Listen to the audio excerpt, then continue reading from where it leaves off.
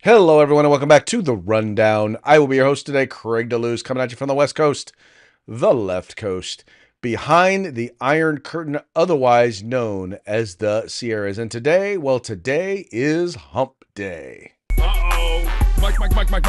What day is it, Mike? It's hump day. Hump day! It's hump day. Hump day!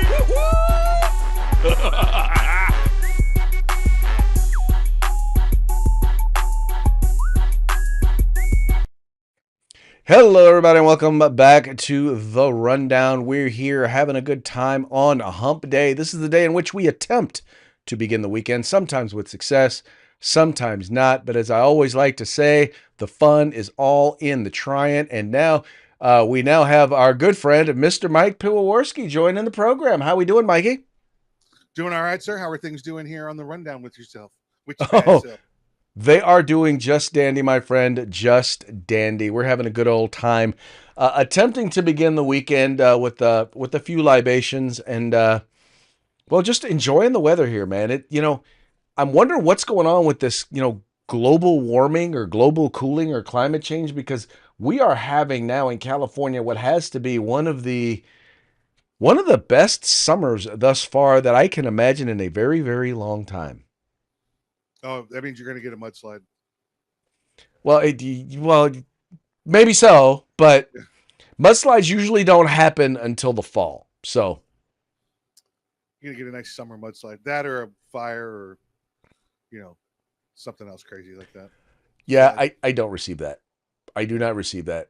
I do not accept that as a distinct possibility. I am just enjoying this weather. Normally around this time of year, we've had at least by this time we've had at least 14 days or so of 100 plus degree weather. I think we've had a grand total of 5. It's like low 90s to high 80s, and it's going to be that way at least for the next couple of weeks. Anyway, everybody's pushing this idea of global warming, and yet this year, man, it has been they're predicting massive changes to the weather and yada yada yada. Well, the only massive change that we've seen here in California is beautiful weather. Beautiful weather, and a lot less people are going to see it this year. Well, yeah, because a lot less legal residents are going to see it this year. How Yep. about that? Yep. And Californians, they're leaving too. So, Anyway, we're having a good old time here in California, and sounds like you're having a pretty good time there in Florida. not too shabby. Not too shabby. Excellent. That is good to hear. That is good to hear. Well, we've got some great things to talk about in the news today. But before we do, we're going to start off and kick it all off with a quick shout out to our sponsors. Yep. Hitman Industries, hitmanindustries.net. Get yourself an AR barrel, rifle caliber, pistol caliber, any length you desire that can meet all of your AR barrel needs. That's hitmanindustries.net. California Republican Assembly fighting a good fight behind enemy lines. Now you could take part in California's future today. Do you want the best in tactical concealed holsters on the market? Get on over to hogholsters.com. That's HAWG holsters.com, hogholsters.com. Use the discount code The Rundown. It's all one word, no spaces, all caps. Get yourself a nice little discount. And if you want the best in field gear, tactical gear, web gear, fire, law enforcement, EMS, whatever it may be, get your group together, get your agency together. Place you an order at uscombatgear.com where you can get everything except the gun. That's right, folks. These are our sponsors. They bring us to you so that we can bring you to them. Do us a favor. Do them a favor. Do yourself a favor. Visit their websites by simply following the links in the description to this program. All you got to do is go there, check them out, spend some money with them, and make sure you tell them it was the guys over at The Rundown that sent you. Also want to encourage you, if you're watching the program live, that's 3 p.m. Pacific, 6 p.m. Eastern, meaning you're watching us on YouTube, you're watching us on Rumble, you're watching us on Facebook, go ahead and give us a shout out. Let us know what's up. Let us know what you think of the program. Let us know what you think about what we're talking about. We don't care if you agree with us or if you even like us. All we ask is that your comment be interesting, because if it's interesting, we'll share it. If it's not, we won't. If we disagree with it, though, we do reserve the right to mock you. You going under the bus, baby. Under the boom, just Maybe like that. like a protester on the streets of Florida. Or evidently in Los Angeles as well. Well, they hit him. I don't know if you saw it this week. There was a video that put out, and it was there was a big protest down south for, of course, Alligator Alcatraz, right? Probably a couple hundred people that showed up. Mhm. The one very unique thing about it, Craig, nobody was stepping off the curb. They were all on the sides. But Well, nobody stepping down into the street. Yep. because they were all told, you step in the streets, you get hit. That's on you. That's it. And I don't understand why that is just not common sense. That should be common practice, and especially in California. Right. Right. One would think, or one can. How about one can only hope. How about that? Yeah. Yep. Ooh. Anyway, where are we at here? Okay, let's go ahead and get into today's news. Turns out, Adam Schiff, a dude who's like, decided that he was going to spend 4 years lying about Donald Trump and about Russian collusion, who decided he was going to lie about all sorts of things, led the impeachment against President Trump, has decided because of quote unquote high crimes and misdemeanors. Well, it turns out that he's going to be facing some criminal charges of his own. Check it out. California Senator Adam Schiff of mortgage fraud. Senior White House correspondent Peter Ducey joins us with more. Peter. Good morning. And when you're the president, a lot of very interesting stuff crosses your desk in the course of a day. And the most interesting thing that President Trump has seen, based on his Truth Social this week, is the mortgage history of Adam Schiff. He thinks that the California senator has committed mortgage fraud. And part of the president's argument is this: I've always suspected Shifty Adam Schiff was a scam artist. Adam Schiff said that his primary residence was in Maryland to get a cheaper mortgage and rip off America, when he must live in California because he was a congressman from California. And here's a quick refresher about President Trump's beef with Schiff. He is using the department as both sword and shield, acting like a convicted felon because he is a convicted felon. The Trump administration is corrupt. No one, not even a president, is above the law. Well, now the California lawmaker, who spends a lot of time in Maryland, is responding. So the president today is accusing me of fraud, and the basis of his accusation is that I own a home in Maryland and I own a home in California. Big surprise. Members of Congress, almost all of them own more than one home or rent more than one home because we're required to be on both coasts. So he is using my ownership of two homes to make a false claim of mortgage fraud. The president wants stiff penalties here, so we had a chance to ask, how stiff? You say that you want Adam Schiff brought to justice. I would love to see him brought to justice. I'll tell you what, I think Adam Schiff is one of the lowest of the low. I would love to see him brought to justice. He is a dishonest, crooked guy. I don't know about the individual charge, if that even happens, but Adam Schiff is a serious lowlife. The New York Post first reported that Schiff barely spent any time in California because he was always at this Maryland house 3 years ago. Back to you. Yeah, so I guess one of the things was that they said that they listed as his primary residence, Peter. That was it? And you can't do that? Oh. Yes, and the longer version of President Trump's Truth Social is very, very detailed. The specific dates that certain boxes were checked on mortgage applications. But yes, the president is accusing Schiff of saying that Maryland was his primary residence when he was running to represent California. Yeah. So to be real clear, so that people understand what's going on here, people who serve in government in particular, they have to. If you live in California, you're in Washington D.C. probably half the time or more. And that's by the way, that's any place. So it's not uncommon for people to purchase residences. They're within driving distance of the U.S. Capitol. Happens here in California as well. I'm sure it happens in many, many other states where people have to generally tend to travel longer distances to get to the Capitol. The problem here is that he took out a loan for this house and listed it as his primary residence. Right? So for those of you who do not own a home or have never gotten a mortgage, let me just tell you something.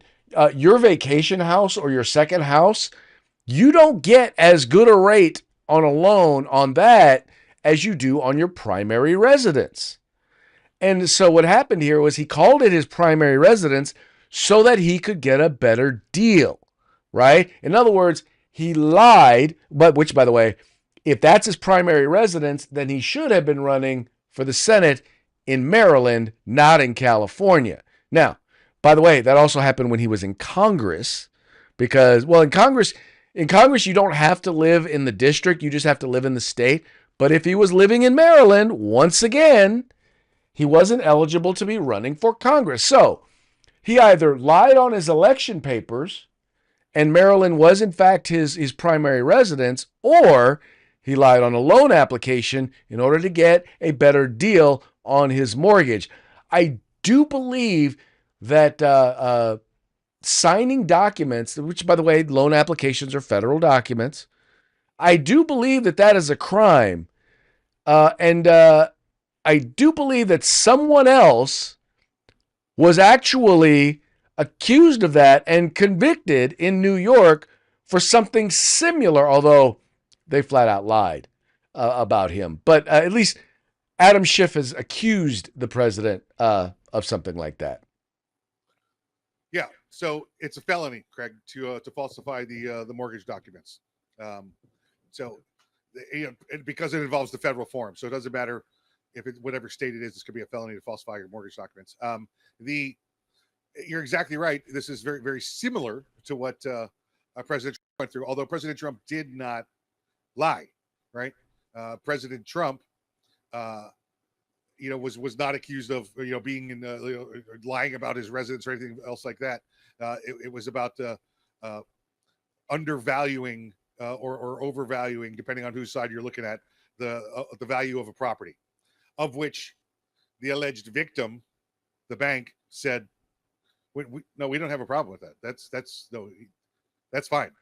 So they convicted him of a crime without a victim, and the state cannot be the victim in that crime. State can be victim in some crimes, cannot be victim in that crime. So he didn't do what Shifty Schiff has done.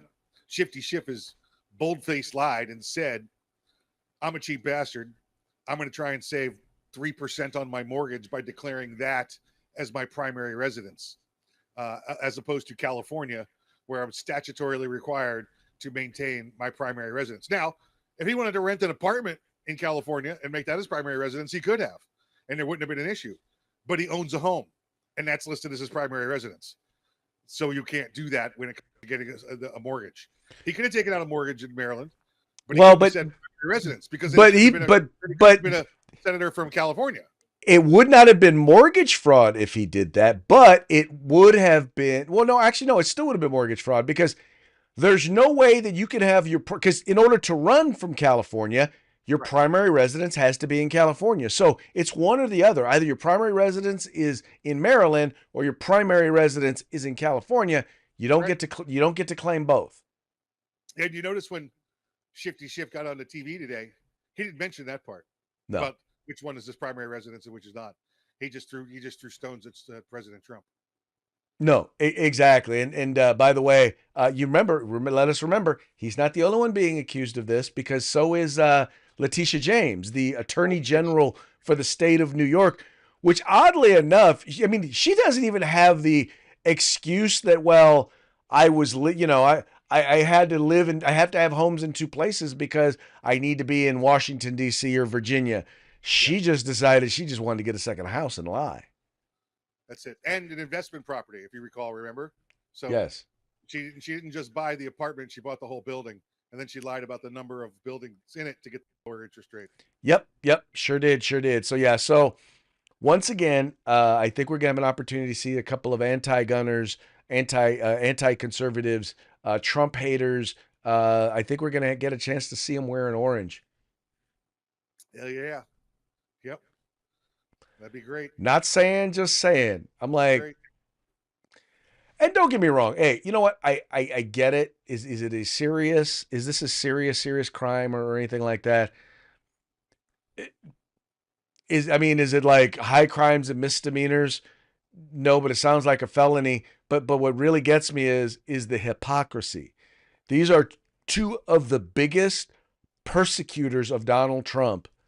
And here they are basically doing the exact same thing that they accused him of. Or not the exact, that they accused him of. Right. It's worse than what they accused him of. Remember, because he wasn't lying about it. They just interpreted it differently and substituted a victim. If Schiff gets convicted of this, he's done. He's out. It's a felony. High crimes and misdemeanors. Felony's a high crime. Doesn't matter if it's white collar or not. Felony's a high crime. It's funny. I was speaking to a group the other night, the California Rifle and Pistol Association, and I referred to Adam Schiff as Adam Schiff for brains. Yep. That's him. Good stuff. Good stuff. Yep. And by the way, he's not the only California Democrat that is guilty of, or not guilty of, who's done or is doing some shady stuff. Gavin Newsom, and this is, by the way, I'm sure is probably nothing new to you. Gavin Newsom, like many California electors or California Democratic politicians, has found a way to get around actually being bribed. A lot of California politicians have these charities that they support, right? That they encourage their donors or people to support. Well, it turns out that usually they are in one way or another tied to those. Well, I've yet to see it be tied as closely as it is in this particular case. And this is being reported by the Washington Free Beacon. It says, corporate. Oh, excuse me. Man, I needed a cough button.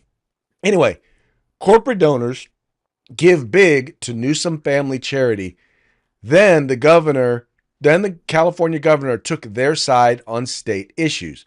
I know you're shocked, Mike. I know you're shocked. Anyway. What? Yeah, I know. Gavin Newsom took a bribe. I get it. It says here, California Governor Gavin Newsom doesn't typically get involved in disputes between rival Native American tribes. That changed last year when Newsom used his office to try to block a small tribe from opening a casino in Northern California. In August 2024, Newsom's office sent a letter on his behalf to the Biden Interior Department urging it to reject a $700 million proposed casino project north of San Francisco by the Khoi Nation, a tribe with fewer than 100 members. But the Biden administration approved the project anyway. So in May, Newsom sued the Trump administration in a last-ditch effort to block the Khoi Nation's casino. Should Newsom get his way, it would be a major win for the Federation Indians of Grattan Rancheria, a major California political donor, which operates its own gambling compound just 15 minutes away from the rival's proposed site, which broke ground on a $1 billion expansion in 2023. A little-known California government disclosure database may shed light on why Newsom took Grattan Rancheria's side in the high-stakes dispute. In April 2024, a few months before Newsom sent his letter to the Biden Interior Department, the Democratic governor requested Grattan Rancheria to contribute $500,000 to his wife's charity, the California Partners Project. And in April 2025, 1 month before Newsom filed his lawsuit against the Trump administration, he again asked Grattan Rancheria to contribute another $500,000 to his wife's charity. The tribe cut those checks specifically at Newsom's request, according to California's Behest Payments database, which discloses whenever state elected officials request others to make a donation on their behalf. While the database doesn't show an explicit quid pro quo between Newsom and Grattan Rancheria, several ethics experts told the Washington Free Beacon that Newsom's charitable solicitations from the tribe to his wife's charity just before he used the power of his office to try and block its rival from opening a competing casino raises major red flags. I don't see how you can see that as anything other than a quid pro quo. Oh, it's exactly what it is. That's called corruption, right? It's what you've got going on there. The Federated Tribes of Grattan Rancheria. Yeah. For those outside the area, it's a combined tribe of a couple of smaller Indian nations. So they banded together to have a bigger standing. But then you have the Khoi Nation. What is it? Just north of them, and they applied for the same. The same privileges that the other Indian tribe got, American Indian tribe got. Craig, amazingly enough, even the Biden administration rejected Newsom's request because they were like, that's not right. That's not right. So, I mean, you got the Biden administration saying, no. But Newsom's like, oh, no, there's nothing wrong here. Nothing to see. Just go ahead and reject them on my request for no reason. Yeah. And that's because they didn't send a check to Biden. There you go. Big guy's got to get his taste. Big guy's got to. Yeah, he's like, where's my check? Yep, that's it. Yep. Anyway, maybe they did send it and Biden just forgot. Yeah. Anyway, all I know is stuff like this sort of graft that takes place in California, because it's largely because it is it's Democrat controlled from top to bottom, and the challenge is because something is quote unquote legal, they believe that it's ethical. And in this particular case, there is nothing. I think it is obviously a quid pro quo. I don't think there's any guess, there's no mystery here. It is definitely a quid pro quo. I don't understand why they would, the government would allow this to happen or continue. Well, the government of California would allow it to happen because they're also on the take. But let's see how it plays out. Yes, they likely are. Sadly enough, that is probably the case. Because, well, by the way, and he's not the only politician who does this. There are plenty of them in the California legislature that do this very same thing. Yeah. All right, that takes us to, speaking of criminals and criminal convictions, this normally, in a normal world, this story probably would have been our lead. The problem is that this is nothing new. This is simply an exaggerated example of more of the same. I had a friend of mine who is a left-wing liberal who is like, oh, I can't believe they're going after children and people and da-da-da. And I'm like, well, I'm trying to explain to him. I'm like, well, tell you what. He actually made this. He's like, I want you to come and explain to my kids why this is okay while parents are being taken away from their families for no reason. I said, I tell you what, how about you do this? How about you take a moment first and explain to your kids how a guy with 40 criminal convictions, an illegal alien with 40 criminal convictions, including child sex abuse, is allowed to just walk into our country, is allowed to live in our country because Democrats refuse to do anything about it. Let me read the story for you over at Breitbart. It says here, the Immigration and Customs Enforcement recently arrested an illegal alien with a staggering 40 prior criminal convictions in the United States. This gentleman, an illegal alien from Jordan, was arrested by ICE agents in Atlanta, Georgia, after having been convicted 40 times of criminal charges, including child abuse, organized drug trafficking, a conspiracy to defraud the U.S. government. Awad is yet another egregious example of what happens when open border policies are paired with spineless leadership, the Department of Homeland Security's Tricia McLaughlin said in a statement. Mike, I will just go back to this. This normally in any other world would be huge news, but the fact is, it's just commonplace for these folks. Yeah, zero care at all that he's got 40 convictions, including child sex abuse crimes. Greg, here's what I would tell those parents that are yelling at you. Why are we arresting him? You know what? Here's what we've decided. We're going to let him tell your children. We're going to put him alone in the classroom with your children and let him tell them. Are you okay with that? How about that? Can we do that? See how that works out for you. Yeah, let him explain. No, you don't get to be there. Yeah. We'll put a camera in. We'll let you watch. Yeah, it's like letting your kids spend the night at Michael Jackson's house, but there ain't no $1 million payout. Exactly. Mike, we could do this. We could report on this every day. Yeah. Another individual who is in this country illegally, who's been arrested, who's been detained, who has been convicted or charged with horrific crimes.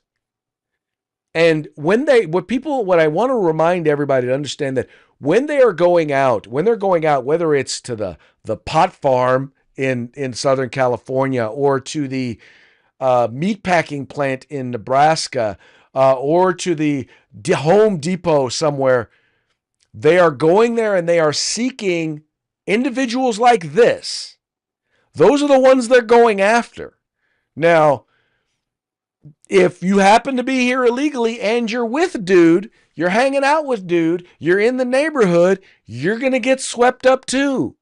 If you are here illegally, I'm sorry, but ICE, they're not going to prevent ICE from doing their job, which is in fact removing individuals who are in this country illegally.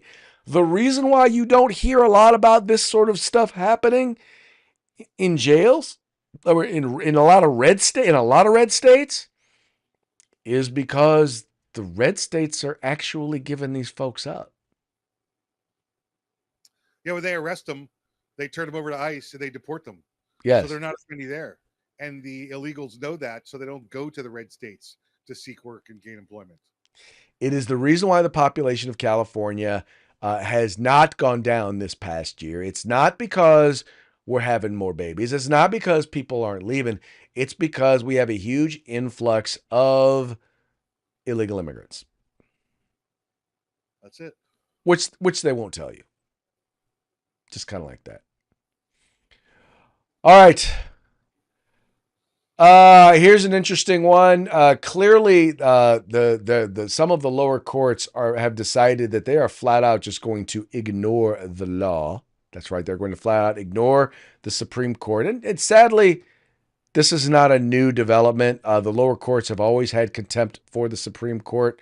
They do not give them the due respect that is due to them and to their rulings. And I think the Supreme Court needs to take some actions on some stuff like that. But here we have a case where the Second Circuit Court rules against firearms industry on New York law that skirts the PLCAA. It says, in a blow to the firearms industry, the Manhattan-based Second Circuit Court of Appeals has upheld New York's law that allows New Yorkers who are injured by violent criminals with guns to sue gun companies for damages. The ruling, handed down on June 10th by a 3-judge panel of the court in NSSF v. James, came in response to an appeal of a 2021 federal district court decision that dismissed a challenge to the law. The Second Circuit panel ruled that the law falls within the Protection of Lawful Commerce Act predicate exception, and thus is not preempted by federal law, does not exceed the state's authority to regulate interstate commerce, and is not void for vagueness. U.S. District Judge Eunice C. Lee, who President Biden appointed, seemed to garble the meaning of PLCAA in writing the court's opinion. Quote, neither of the parties nor this court can divine Congress's purpose in passing the PLCAA, PLACA, we'll call it that, just PLACA, beyond those aims expressly stated, Judge Lee wrote.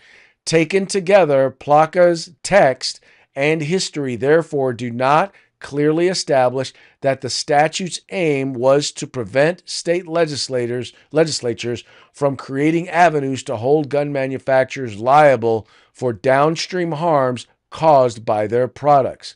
Now, Mike, I would think that one would have to be illiterate, flat out illiterate, to not understand what the point of PLACA is, as stated clearly, not just in the legislation, not just in the law, but in the legislative intent.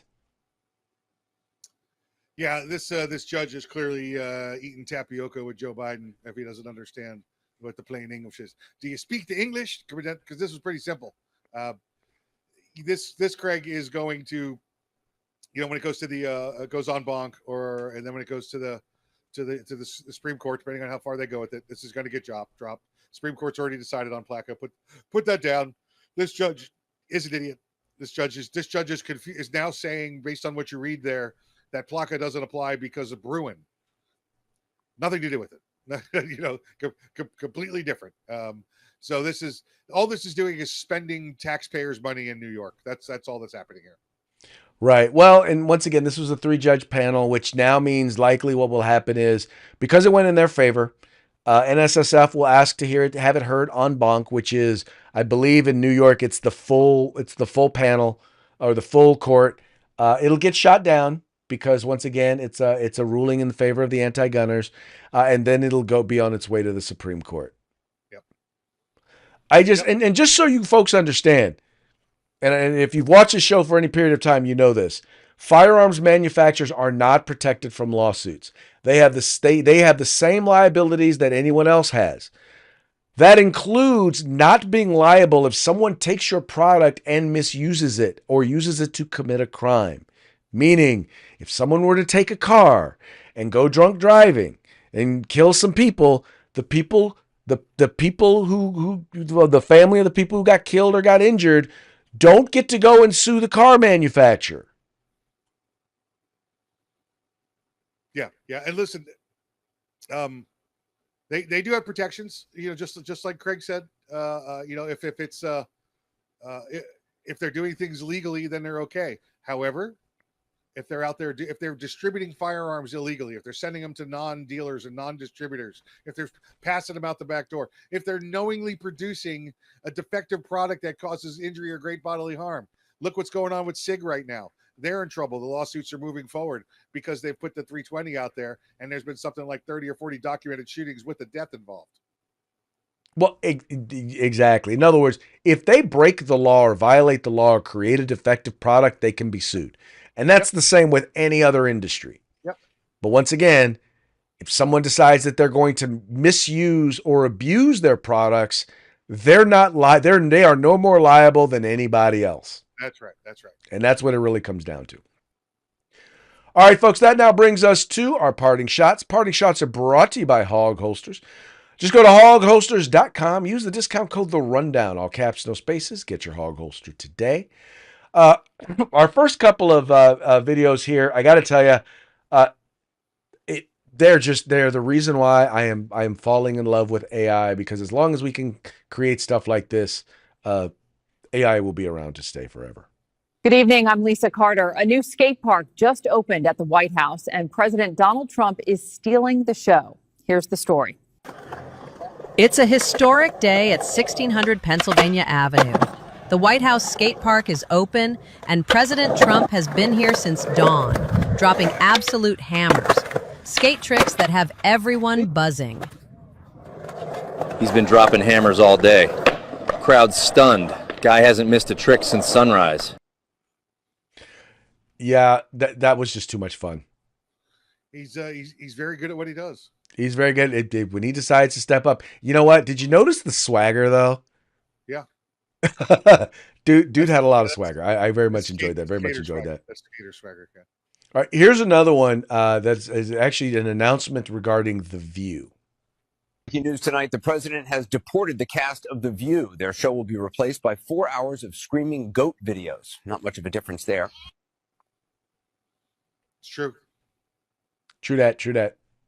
Gotta love it. Okay, I got 2 more for you. Or 3 more. We got how much time? We got plenty of time. This next one, you might recall, we a few months or so ago, we memorialized Norm from Cheers, who recently passed away, and we played a series of Norm entrances.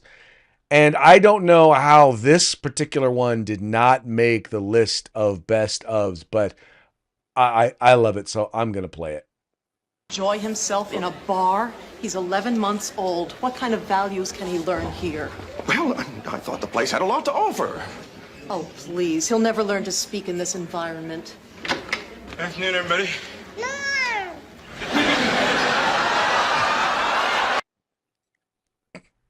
Yep, that's a great one. Then Lilith says, "He said, mommy." Oh, good stuff. Okay.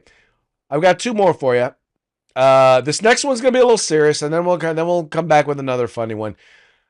This is Mandani basically pointing out that he is not a quote unquote communist. And in his defense, I'm sorry, Zoran, and in his defense, he actually quotes Martin Luther King, but he doesn't realize how poor a job he's actually doing of making his case. Are you a communist? No, I am not. You know, I call myself a democratic socialist, in many ways inspired by the words of Dr. King, who said, call it democracy or call it democratic socialism. There has to be a better distribution of wealth for all of God's children. So y'all saw that he invoked MLK, right? Yes. Yes. I actually have the 6th volume of the MLK papers, which he's referencing on page 105. King says, what will eventually happen is this. Labor will become so powerful that she will be able to place a president in the White House. This will in all probability bring about a nationalization of industry. This will be the end of capitalism, says Dr. King. He goes on to say, what will the new movement be called in America? I must admit that I don't know. It might well be socialism, communism, or a democratic socialism. But what does it matter anyway? A rose called by any other name smells just as sweet. Those are the words of Reverend Dr. Martin Luther King Jr. And by the way, when you look at the Democratic Socialist logo, you'll notice that it has a hand with a rose in it. Basically, what it's referencing is that old Shakespearean slogan, a rose called by any other name smells just as sweet. These are people who chameleonize themselves under different names so long as they can push their agenda because they're very utilitarian in this way. King was willing to be known as a reverend, as a pastor, as a minister, using this kind of position to push this Marxist agenda. But if you ask him if he was a communist, no, I'm not a communist. You know, and I want to say that for all the good that Dr. Martin Luther King Jr. did, let it be known that he supported communist principles. And once again, I will just say this, there was a lot of communist influence in the movement. But make no mistake, communism, Marxism in particular, well, it ain't never worked anywhere. But so for Zoran Mandani to say he's not a communist, for him to say he's not a communist and he uses MLK as the reason why not, no, dude, you're a commie. Yep. Yeah, not a lot to say about that one. Yep, and then the last one. And just so you guys know, I mean, I happen to agree with this one. I tripped and fell today. Most people would blame Donald Trump, but I know it's actually because of climate change. Yeah, true enough.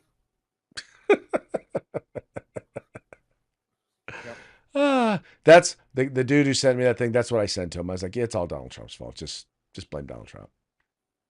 I'm not going to bother conversating with you. I know you're just going to blame Donald Trump. So here you go. Or blame climate change. Either one. I don't care. All right, folks. So that's going to bring us to the end of our program. But before we go, we're going to give a quick shout out to our sponsors.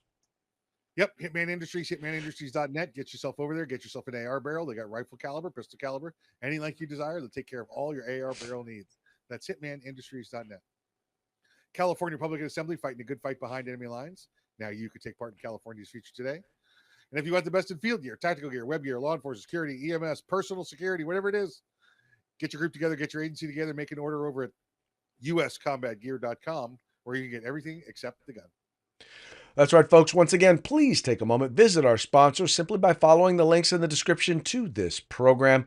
Go there, check them out, spend some money with them, and make sure you tell them it was the guys over at The Rundown that sent you. With that, we're going to call it a day. We will be back tomorrow on Throat Punch Thursday. Till then, y'all have fun, stay safe, and we will see you mañana.